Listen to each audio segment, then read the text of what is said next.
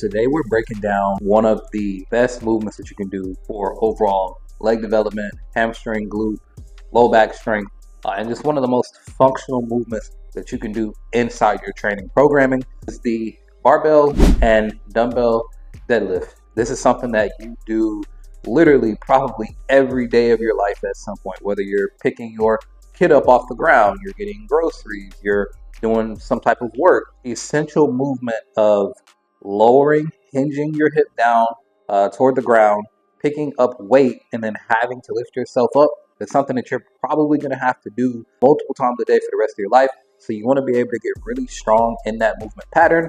We're going to show you exactly how to do that with this quick tutorial. First off, start by positioning the bar on the floor, and then you want your feet to basically come where the bar is across the middle of your feet. So however big or small your foot might be, if you can basically put the bar right at the midline of your foot, that's going to be a really good place to start that deadlift movement. You also want to make sure that your feet are about shoulder width apart. Next, with that bar at the midline of our foot, feet shoulder width apart, toes pointed forward, you want to bring your hands outside of your hips. Basically, you want your hands right outside of your hips because you want your body stacked and tight as you pull this weight up. So you can literally start hands here, then just slide down here. You can grab the barbell just like this. You can go both palms facing toward you. You can go switch or alternate grip just like this. And then from here, one of the most important things and the biggest mistakes that people make is not keeping the bar lined up with their body and close to their legs. So what happens when you try to lift the bar too far away from your body, it's going to put much more strain on the low back, much more strain on the biceps, and you're not going to get nearly the same hamstring and glute activation that you want from this movement. So what I want you to do is before you even start the lift, you want to bring the barbell right to your shins, and then you want to literally lift the barbell up your legs. You want it to touch and connect the entire time. So just like this, all the way up, and then hip hinge all the way down, bar connected to your legs the entire time. And depending on your particular focus, there's two different ways that you want to actually execute your deadlift. So if you want to focus more on hamstring development, then you need to focus on getting lower down in that deadlift, which means a lighter and less pronounced hip hinge. So that might look like going into your deadlift.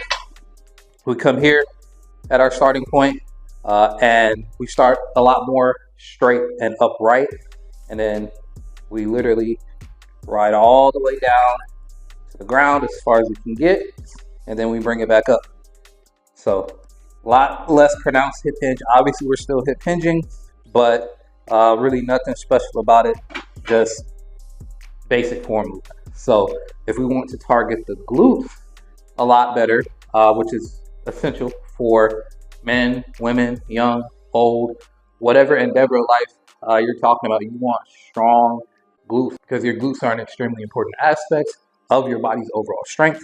So what you want to do here, same exact setup, but before you get into that deadlift movement, I actually want you to go ahead and push the hips and the glutes back like you're trying to tap a wall back behind you or something like that. So before we start, we push the hips and the glutes back. We come into our deadlift form from here, still riding the bar up the leg, but now with that pronounced push back, we're getting a much deeper hip hinge, and as a result, we're not going to be able to go down as far. We're probably not going to be able to hit the ground inside that deadlift. Probably not going to be able to lift quite as much weight, but you're going to get way more activation on the glutes with that slight tweak. So literally, biggest difference is you start more upright with a basic hinge on your hamstrings. Then with your glutes, you push the glutes back first. That goes ahead and gets them activated, and then you get into that movement. Now the concept for the dumbbell deadlift is pretty much exactly the same. You still want those feet shoulder width apart. You still want to, whether you're focusing on hamstring focus, basically start from a standing position, your hip hinge, just like this. If you want to go glute focus, then you'll push the hips and the glutes out first and then get into that movement. But the biggest, difference with the dumbbell or maybe kettlebell deadlift is that you don't want to roll your shoulders forward. So if you roll your shoulders forward, that's going to actually take the dumbbells away from your legs, which is going to tax the low back. It's going to tax the biceps and the shoulders, and we don't want that. So we want to first, as soon as you get your dumbbells, actually go ahead and roll your shoulders back, chest up, just like this, core tight, and then you want to put those dumbbells right on the front of your leg, on the quad, and then roll straight down with your fists or the knuckles of your hand connected to your legs the entire time.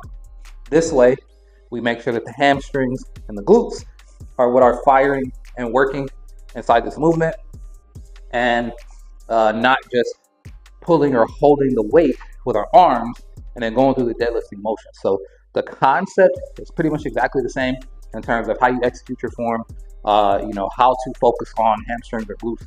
The biggest thing is just to make sure that you keep those dumbbells lined up and touching your legs at all times. If you do this the way that it's laid out here, you'll stay injury free, you'll continue to make progress and gain strength in these movements, and as a result, build up lower body muscle strength and overall fitness. So that is it, the full deadlift breakdown. Like I said, if you can master this movement, it's going to go a long way towards helping you build up overall strength and muscle across your entire body. Those main compound lifts, if you can get those right, get really good at those, get really strong at those, then you're going to see an explosion in the amount of lean muscle that you're able to build, the amount of body fat that you're able to drop as a result. And it's really going to help you transform your body if you can nail down these big compound movements. So that's it. Hopefully you got value. If you did, comment below. Let me know your number one takeaway. Also, let me know what exercise you want to see broken down like this next.